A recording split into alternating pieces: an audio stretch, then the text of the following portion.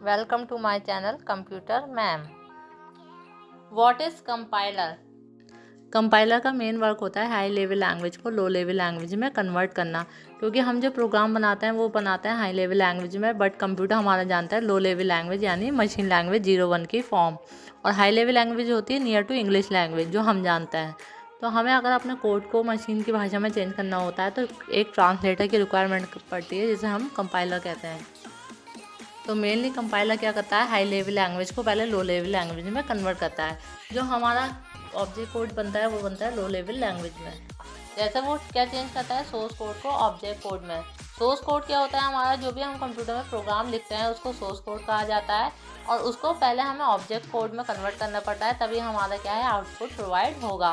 Source code जो लिखा जाता है वो हाई लेवल लैंग्वेज में क्रिएट किया जाता है यानी near to English language, and जो ऑब्जेक्ट कोड होता है वो मशीन लैंग्वेज होता है यानी 01 की फॉर्म में होता है। तो कंप्यूटर हमारी मशीन लैंग्वेज जानता है, लेकिन हम क्या जानते हैं, हम जानते हैं हाई लेवल लैंग्वेज यानी जो नियर टू इंग्लिश होती है। तो हम अपना कोड लिखते हैं हाई लेवल लैंग्वेज में, बट अगर हमें अपना कोड मशीन को समझाना है तो पहले उसको ट्रांसलेट करना पड़ेगा ऑब्जेक्ट कोड में।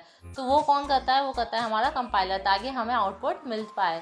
तो हमारा सोर्स कोड पहले कन्वर्ट होता है ऑब्जेक्ट कोड में जो कंपाइलर के थ्रू होता है, देन हमें अप्रोप्रिएट आउटपुट मिल जाएगा जो भी हमने कोड लिखा है उसके अकॉर्डिंग। सेकंड मेनली वर्क होता है हमारे कंपाइलर का सिंटैक्स एरर को फाइंड आउट करना। सिंटैक्स एरर कौन सी होती है, यानी हमने जो कोड लिखा है तो हमारा जो कोड है किसी रूल्स एंड रेगुलेशन के ही अकॉर्डिंग लिखा जाता है। हम कोडिंग अपने दिमाग से तो कर लेते हैं, लेकिन उन रूल्स को फॉलो करने के बाद भी, जैसे इंग्लिश लैंग्वेज होती है तो हमें कहाँ कॉमा लगाना है, कहाँ फुल स्टॉप आना चाहिए, कहाँ कैपिटल लेटर आना चाहिए, तो ये सारे रूल्स होते हैं इंग्लिश को, उन्हीं को फॉलो करते हुए हम क्या कर सकते हैं, इंग्लिश लैंग्वेज का यूज़ करते हैं। जैसे हम नॉर्मल इंग्लिश में क्या है, इफ कब आना चाहिए, फ्यूल के संग आर आना चाहिए, इसी तरीके से सी लैंग्वेज के अंदर में भी कुछ रूल्स होता है कि कब सेमीकोलन आना चाहिए, कब डबल कोट्स आना चाहिए।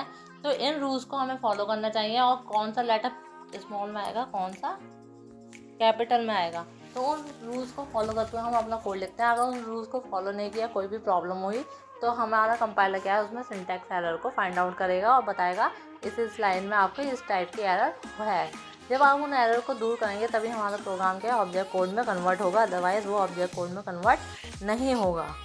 तो अगर आप चाहते हैं कि आपका प्रोग्राम रन हो तो पहले उसे ऑब्जेक्ट कोड में कन्वर्ट करना पड़ेगा। तो ऑब्जेक्ट कोड कन्वर्ट तभी होगा जब सारी सिंटैक्स एरर आपकी रिमूव हो जाएंगी। अगर आपके कोड में कोई भी सिंटैक्स एरर मिलती है कंपाइल करने के बाद, कंपाइलर के थ्रू उसे कंपाइल करेंगे हम अपने प्रोग्राम को, उसके बाद वो बताएगा कि आपके प्रोग्राम में कोई एरर है या नहीं। अगर एरर है तो उस एरर की वो आपको लिस्ट प्रोवाइड कराएगा किस किस टाइप की एरर है और कौन कौन सी लाइन में एरर है, उसको आप रेक्टिफाई करेंगे। रेक्टिफाई करने के बाद आप उसको दोबारा कंपाइल करेंगे, अगर वो एरर फ्री हो जाएगा तब ऑब्जेक्ट कोड जनरेट हो जाएगा और प्रोग्राम रन हो जाएगा। अदरवाइज़ क्या है, वो फिर से अगर आपकी एरर होंगी तो दोबारा उसको एरर शो करने लगेगा कि किस किस लाइन में एरर हो। तो कंपाइलर का मेन दो काम है, सोर्स कोड को ऑब्जेक्ट कोड में कन्वर्ट करना, ताकि क्या है हमारा प्रोग्राम रन हो सके और अप्रोप्रिएट आउटपुट दे सके, और दूसरा काम है mainly syntax error find out करना। तो अगर प्रोग्राम में सिंटैक्स एरर है तब भी हमारा ऑब्जेक्ट कोड जनरेट नहीं होगा। जब आप सारी सिंटैक्स एरर को फाइंड आउट कर लेंगे, उन्हें रेक्टिफाई करेंगे, उसके बाद ही आपका ऑब्जेक्ट कोड जनरेट होगा। तो ये रहा आपका मेन बेसिक चीज़ें जो कंपाइलर का वर्क होता है। Thank you. अगर वीडियो